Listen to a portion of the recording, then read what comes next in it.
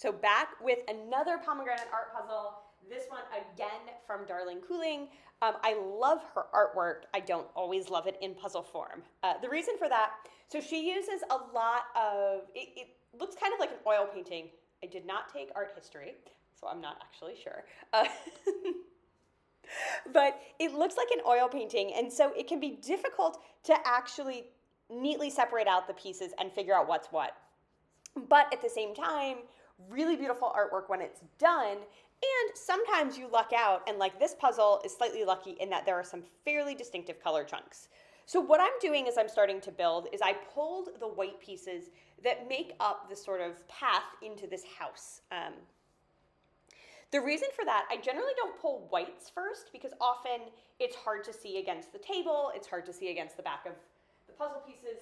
I was working in pretty low light here, so it was actually somewhat easy to see the whites.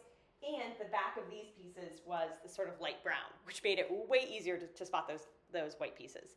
So pulled those and built those. I pulled a lot of pinks, which make up the house in the background, but didn't actually start building them right away. There were enough vertical lines breaking up the pink sections that it wasn't easy to just build a big chunk of pink. And so sort of stayed away from that.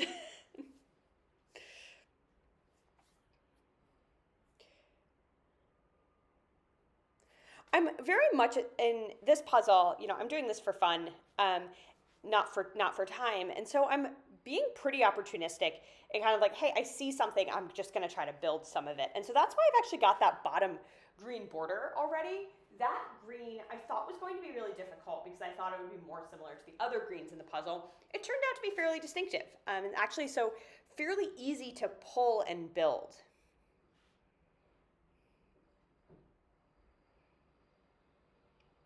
I've now decided to just, you know, maybe frame out some more of the puzzle, do a little bit more of the border so that I even just have a sense of, you know, what I'm working with. I think one of the challenges for me sometimes is I mostly practice Ravensburger, mostly 500 pieces, which are all usually the same size. Occasionally you get a square one and it really throws me off.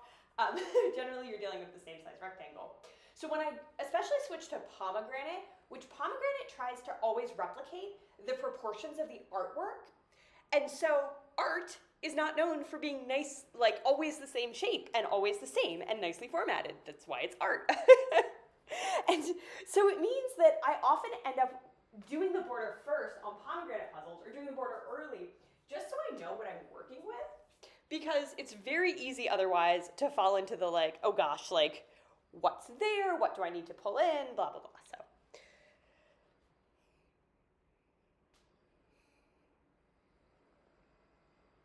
So you can see I'm pretty opportunistically doing the border. There's a little bit of glare on my table. I'm using some not so great overhead lighting.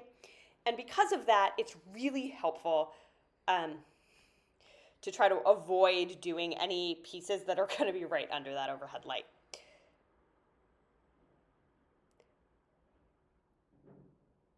So I then did a little bit of the sky. If I were speed puzzling this and not super casually puzzling, I probably wouldn't have switched to the sky next. I would have forced myself to look for smaller chunks.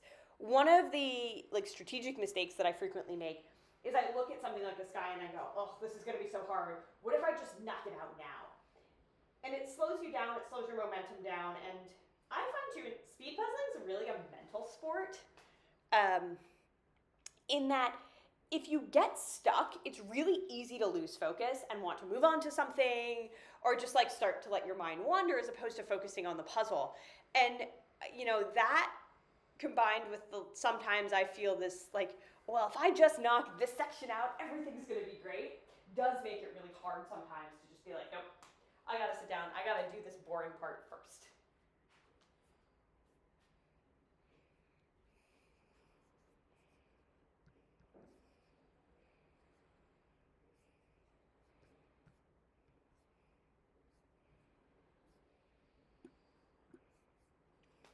So now what I'm doing is, again, not great strategically, but I'm doing a little bit of just filling in as I see some pieces. So there's this pretty distinctive plant over to the right, and I'm just trying to fill in some of these plants. So basically all of the plants have some sort of green element, And so I'm filling them in just to get all of the greenish pieces off the table.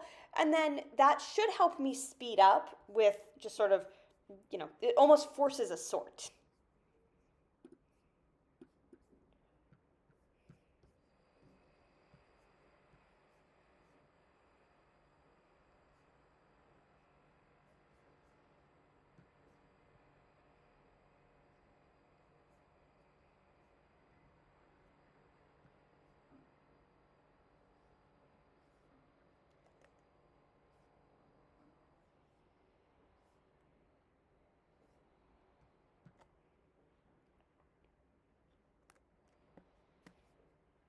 So just continuing to try to find some littler chunks. So you see, for example, that red and yellow star down towards the bottom.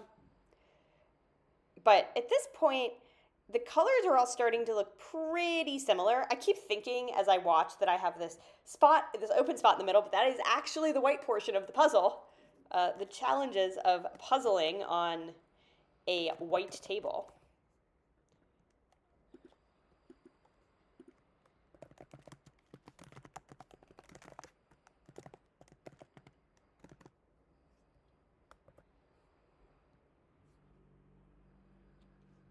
So now just really filling in this last little bit of tree. Actually turned out to be much easier than I expected, about 3.5 hours for this one. A really fun puzzle.